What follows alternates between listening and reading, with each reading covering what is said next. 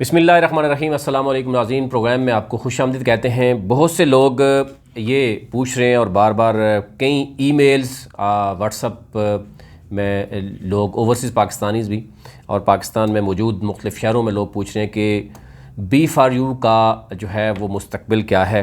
लोग अभी भी कुछ लीडर्स और जो इन्वेस्टर्स हैं वो अब मज़ीद लोगों को, बहुत कम लोग रह गए हैं जो शायद इन्वेस्टमेंट करना चाह रहे हैं। बहुत से लोग जान चुके हैं कि ये एक पोंजी स्कीम है, फ्रॉड है और चीटिंग ये डेफिनेटली हो रही है बड़े लेवल पर जो है।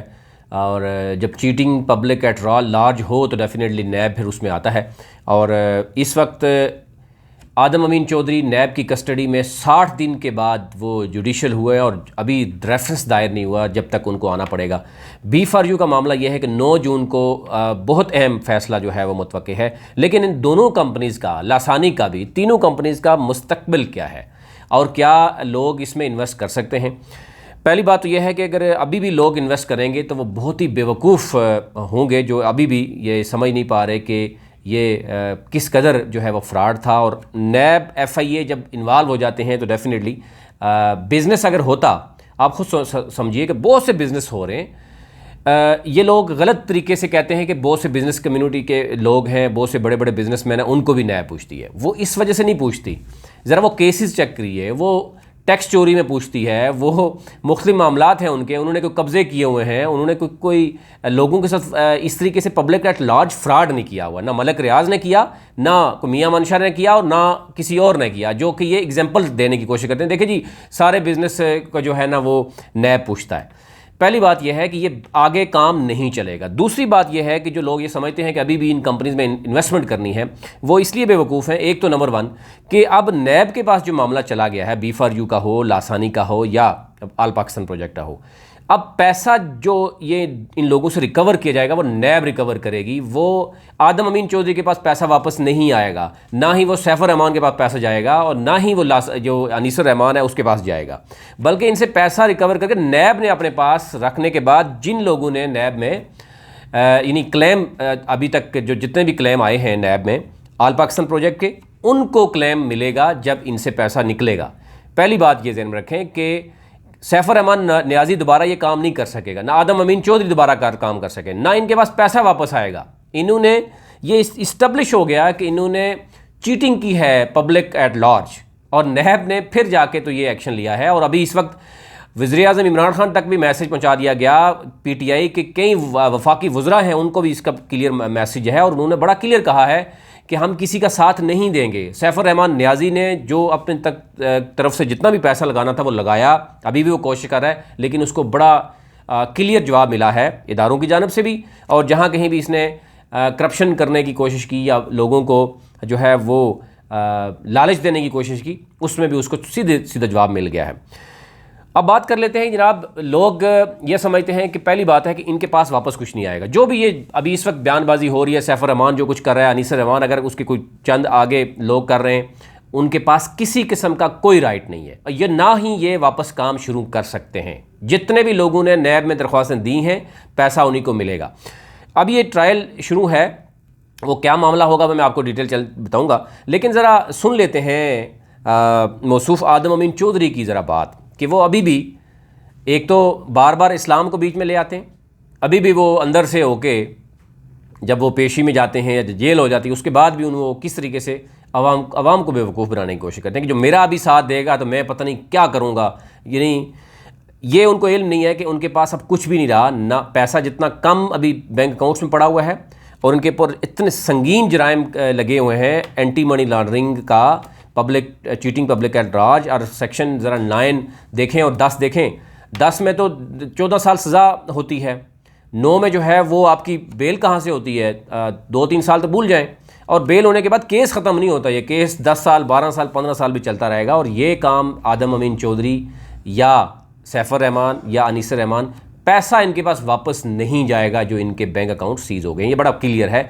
ये लीगल एक्सपर्ट्स जो हैं उनके साथ कुछ गुफ्तगू के बाद आपसे शेयर करें। और नैब के जो तफ्तीशी अफसरान हैं उन्होंने केस तैयार किया है, वो सैफुर रहमान की तो अब आने वाले दिनों में आप चीखें देखेंगे। लेकिन साथ साथ जो बाकी फ्रॉडिये हैं नेटवर्कर्स के नाम पर, जैसा मलिक नवीद है, शहजाद राहत है या शामी है, वो तो पहले ही मुल्क से बाहर भाग गया है, और इस तरह के मज़ीद जो लोग हैं उनका भी जो हाल होगा वो आपके सामने होगा। लेकिन पहले ये ज़रा सुन लें, और यही काम आप देखिएगा चंद अरसे बाद सैफुर रहमान नियाज़ी भी अंदर से यही बात करेगा, अनीस रहमान भी जब आएगा तो वो भी यही बात करेगा। सुन लें ज़रा, फिर आपको लिए अंदाज़ा हो जाएगा, और ये इन लोगों के लिए बड़ा क्लियर मैसेज है। सलाम भाई, मेरी इस आवाज़ को आप सेव कर लो ब्रो। अच्छा, बहुत सी आवाज़ें इसकी पहले भी सेव है, बहुत सी वीडियोज़ इसकी पहले भी सेव है। 7 करोड़ का प्रोजेक्ट इसका पेशावर में था, कश्मीर में इनके बहुत बड़े प्रोजेक्ट से 300 कनाल के थे, लाहौर में 119 कनाल का था। जब हमने हमारी टीम ने चेक किया तो उधर से कुछ भी नहीं निकला। वो वीडियोज़ अभी तक पड़ी हुई हैं, और इनके जो दाएं बाएं घूमने वाले तर्जमान थे उन्होंने सारी की सारी वीडियोज़ डिलीट की हैं। आप ज़रा चेक कीजिए वहाँ पे जाके कि वो क्यों डिलीट हुई हैं। इससे आप अंदाज़ा करें कि किस तरीके से ये फ्रॉड और मज़ीद लोगों को बेवकूफ़ बनाने की कोशिश की जा रही है। अब क्या कह रहे हैं, ज़रा सुने ब्रो। जो मेरे भाई, मेरी बहन, जो मेरी माँ, हमारे साथ हमारे बुजुर्ग खड़े हुए इस मुश्किल वक्त में ब्रो, ये मुश्किल वक्त इतना मुश्किल नहीं है जितना दिखाया जा रहा है। सिर्फ हमारे सब्र के लबरेज को चेक किया जा रहा है, वो अल्लाह ताला करता है। सब्र के लबरेज को चेक किया जा रहा है, वो अल्लाह ताला करता है। ब्रो, आज सुबह मैं एक बयान सुन रहा था, मैंने अपने स्टेटस पे भी लगाया।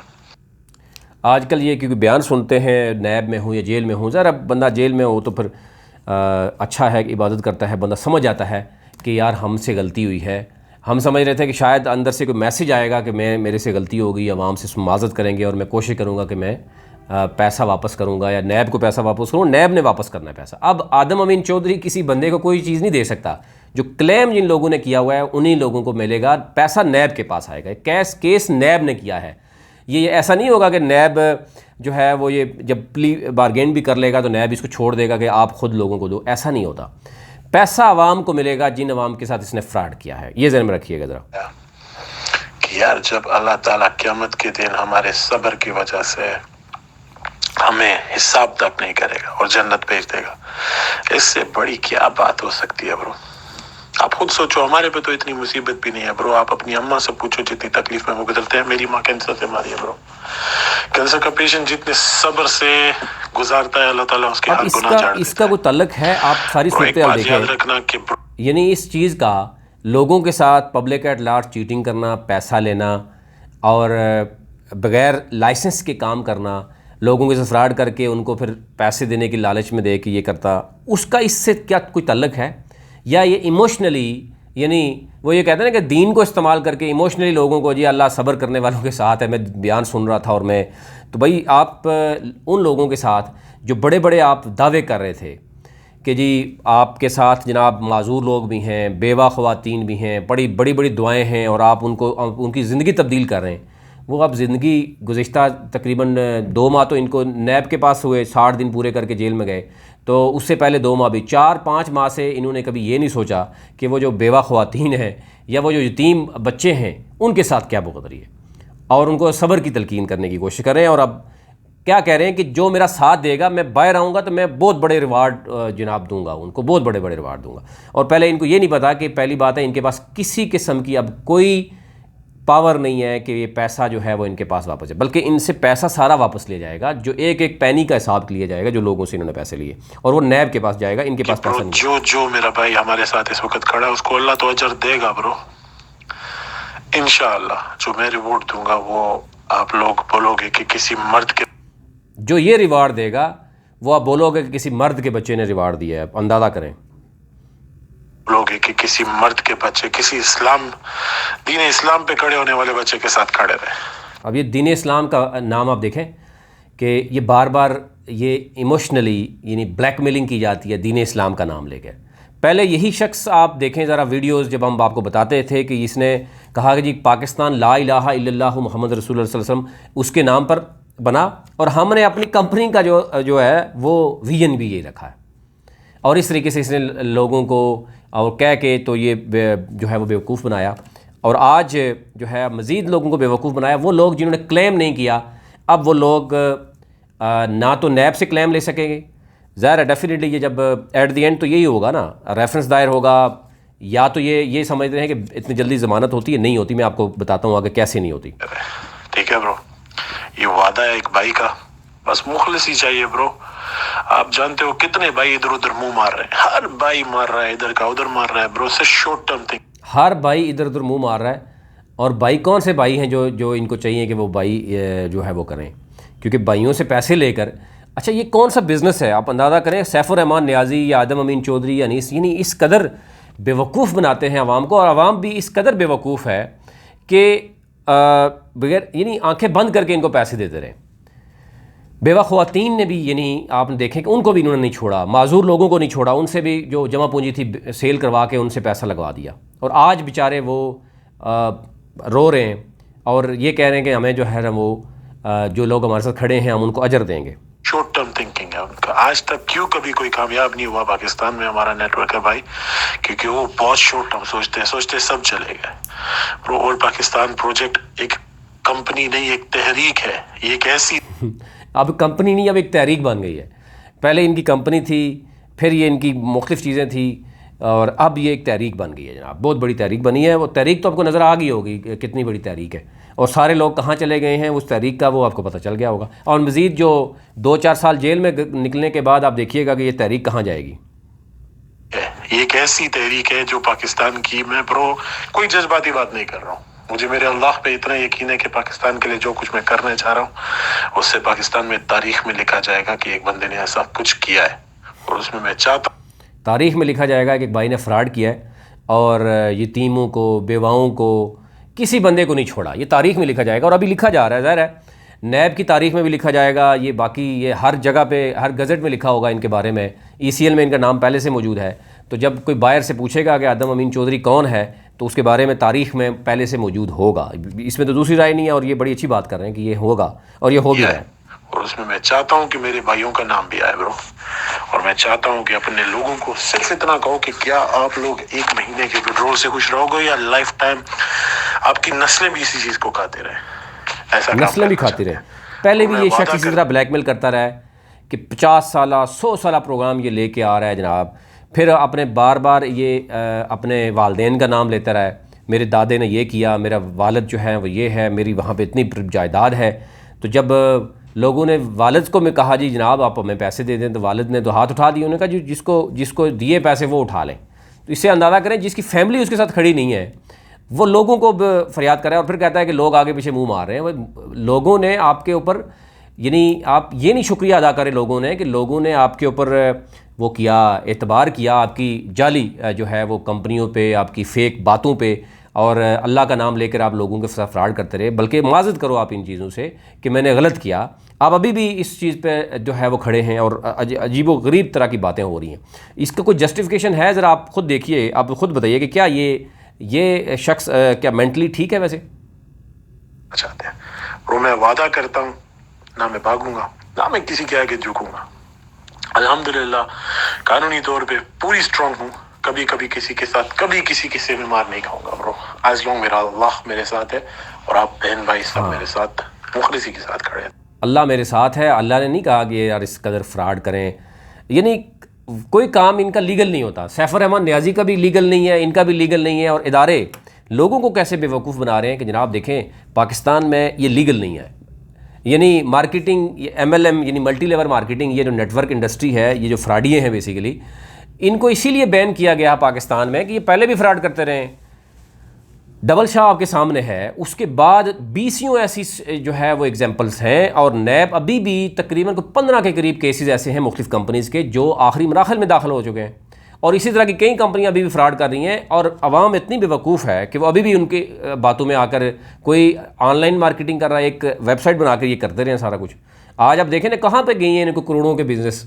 अगर ये होते तो फिर आपको मुझे बताएं 50-50 हज़ार, लाख लोगों से लेके 10-10 लाख लोगों से लेके इनको इन्वेस्टमेंट की क्या ज़रूरत पड़ती है? आप अंदाज़ा कीजिए, क्योंकि पॉन्जी स्कीम है, पैसा सर्कुलेट कर रहा है तो इनका कटा चटा वहाँ ही ख़त्म हो जाता है। अब ज़ाहिर है पिछले 5-6 माह से जो है वो ऑल पाकिस्तान प्रोजेक्ट के पास कुछ भी नहीं आ रहा।